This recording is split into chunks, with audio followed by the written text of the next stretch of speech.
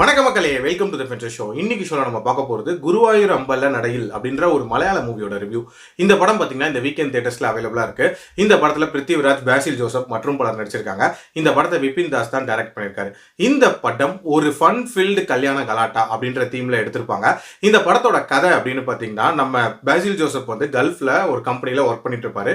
அவருக்கு அனஸ்வரா ராஜனோட நிச்சயமாயிருக்கும். தன்னோட ஃபியான்சேயான அனஸ்வரா கூட பேசுறதை விட அவங்களோட அண்ணனான பிருத்திவிராஜ் கூட தான் இவர் வந்து அடிக்கடி பேசுறாரு. அதுக்கு காரணம் பேசிலோட பாஸ்ட் லவ்ல இருந்து வெளியே வரதுக்கு பிருத்திவிராஜ் ஒரு மிகப்பெரிய உறுதுணையா இருக்காரு. அதே மாதிரி பிருத்திவிராஜோட கரண்ட் மேரேஜ் லைஃப்ல இருக்கக்கூடிய பிரச்சனையை தீர்த்து வைக்கிறதுலயுமே பேசில் ஜோசப் ஒரு முக்கிய பங்கு வகிக்கிறாரு. இதனாலேயே இவங்க ரெண்டு பேருக்குள்ள மிகப்பெரிய ஒரு பாண்ட் அப்படின்றது கிரியேட் ஆகுது. ஆனா இந்த ரெண்டு ப்ராப்ளம் இருக்குல்ல, இது ரெண்டுத்துக்கும் காமனா இருக்கக்கூடிய ஒரு நபர் தான் நிக்கிலா விமல். இந்த உண்மை இவங்க ரெண்டு பேருக்கும் எப்படி தெரிய வருது, அது தெரிஞ்சதுக்கு அப்புறம் என்ன மாதிரியான பிரச்சனைகள் வருது, கடைசியா கல்யாணம் நடந்துச்சா இல்லையா அப்படின்றத அந்த படத்தோட கதை. இந்த படத்தோட பாசிட்டிவ்ஸை பொறுத்த வரைக்கும் எனக்கு முக்கியமான பாசிட்டிவா படுறது, இந்த படத்தை ரொம்பவே ஒரு லைட் ஆட்டடா, ஒரு ரிலேட்டபிள் ஹியூமர் கலந்து இந்த படம் முழுக்க அமைச்சிருந்தாங்க. அதுக்கு ஒரு பாராட்டுகள் சொல்லியே ஆகணும்.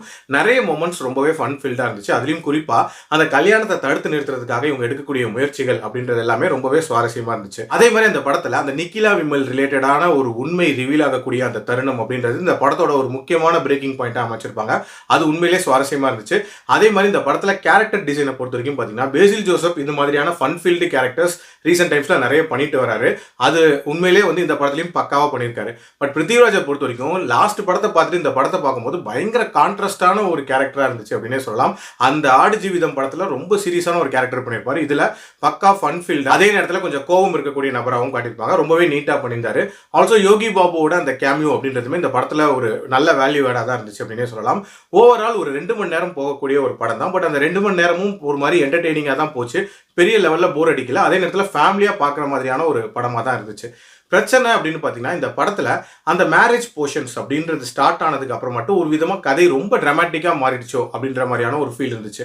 அதாவது அந்த கல்யாணத்தில் நடக்கக்கூடிய சம்பவங்கள் அப்படின்றதெல்லாம் நம்ம ஆல்ரெடி நிறைய படங்களில் பார்த்த மாதிரி தான் இருக்கும்.